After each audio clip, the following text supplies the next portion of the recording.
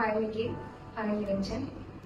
ഇതിനു മുൻപ് ഇവിടെ അതിൽ പഠിച്ച കുട്ടികളാണ്, അതിലിപ്പോൾ കറന്റ് വർക്കിംഗ് ആണ്. നമ്മളുടെ ഇവിടെ ഇപ്പൊ പഠിച്ചുകൊണ്ടിരിക്കുന്ന കുട്ടികൾക്കാണെങ്കിൽ ഒരുപാട് ഡൗട്ട്സ് ഉണ്ട്.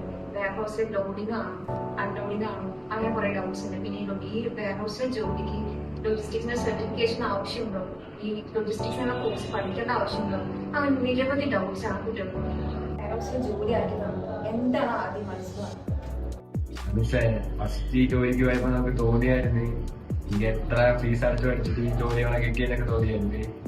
അപ്പൊ പിന്നെ എന്തിനെത്ര ഫീസ് അടച്ചേ എന്നൊക്കെ തോന്നി. പിന്നെ അവിടെ വർക്ക് ചെയ്തപ്പോഴാണ് മനസ്സിലായത് ഇത് നല്ല കരിയർ കിട്ടുന്ന ജോലിയാ, നല്ല അച്ചീവ്മെന്റ് ഉണ്ടാക്കാൻ പറ്റും, നല്ല റിസൾട്ട് ഉണ്ടാക്കാൻ പറ്റും. എത്രത്തോളം നമ്മൾ എഫേർട്ട് ഇടുന്നോ അതിനൊക്കെ നമുക്ക് റിസൾട്ട് ഉണ്ടാക്കാൻ പറ്റും.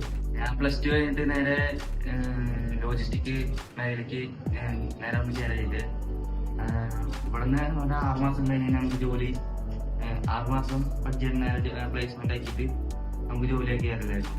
അപ്പൊ ഞാനിവിടെ വന്നിട്ട് ഒരു 3 മാസം ആകുമ്പോഴേക്കും എനിക്ക് പ്ലേസ്മെന്റ് കിട്ടിയിട്ട് അവിടെ വന്നപ്പോ എനിക്ക് ആദ്യം കുറെ ബുദ്ധിമുട്ടൊക്കെ ഉണ്ടായിരുന്നു.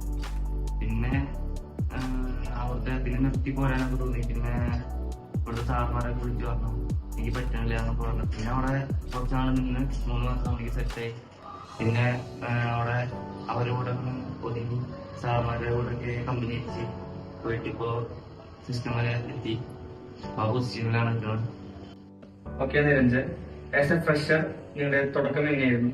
ഫസ്റ്റ് തന്നെ നമ്മൾ കയറുമ്പോ മാനേജറെ കുറിച്ചൊന്നും കിട്ടില്ല. നമ്മള് ആദ്യം നമുക്ക് അവിടുത്തെ കാര്യങ്ങളൊക്കെ അറിഞ്ഞിട്ടാണ് നമുക്ക് കാര്യങ്ങളൊക്കെ ഇതാക്കി മോഡിഫൈ ചെയ്തു. പ്രൊമോഷനായാലും പൊസിഷനായാലും അങ്ങനെ ആയിരുന്നു. അപ്പൊ ഞങ്ങളുടെ സാറൊക്കെ താഴെ നിന്ന് കയറിയത്. അപ്പോ അവിടുത്തെ വലിയ മാനേജറും റിലയൻസ് സ്റ്റാഫൊക്കെ ആയിരുന്നു. അതുപോലെയാണ് നമ്മുടെ പ്ലേസ്മെന്റിൽ നിങ്ങൾ സാറ്റിസ്ഫൈഡ് ആവുന്നു. നിങ്ങൾക്ക് അതുപോലെ തന്നെ ലോഡിങ്, അൺലോഡിങ്, അതുപോലെ തന്നെ അടിമപ്പണി തുടങ്ങിയ കാര്യം ചെയ്യേണ്ട വന്നിട്ടുണ്ടോ? എന്താണ് അതിനെക്കുറിച്ച് പറയാനുള്ളത്? ഈ ജോലിയിൽ ഞാൻ ഓക്കെയാണ്. എന്താണെന്ന് വെച്ചാൽ അവിടുത്തെ വേറെ അറ്റ്മോസ്ഫിയറും അവിടുത്തെ സ്റ്റാഫുകളും സാർമാരും എല്ലാവരും ഹാപ്പിയാണ്. അതുകൊണ്ട് അവരുടെ കമ്പനിക്ക് കഴിഞ്ഞു.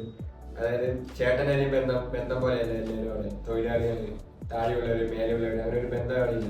ചേട്ടനനിയന്മാരായിട്ടുള്ള ബന്ധമാണ്, അങ്ങനെയുള്ള ബന്ധം. പിന്നെ ചോദിച്ചില്ലേ അടിമപ്പണിയാണോ എന്നൊക്കെ ചോദിച്ചില്ലേ. അപ്പോൾ അവിടെ ഹിന്ദിക്കാരന്മാരുണ്ട്, ഭായിമാർ കുറേ പേരുണ്ട്. അവന്മാർ നല്ലോണം പണിയെടുക്കുന്നവരല്ല. അവന്മാരുടെ പണി കണ്ടില്ലാന്നൊക്കെ നമുക്ക് പറ്റത്തില്ലല്ലോ. അതുകൊണ്ട് നമ്മൾ ചില സമയത്ത് അവന്മാർ എടുക്കാൻ വേണ്ടി നമ്മൾ ചിലപ്പോൾ ഒരു ബോക്സ് എടുത്ത് മാറ്റി വയ്ക്കും.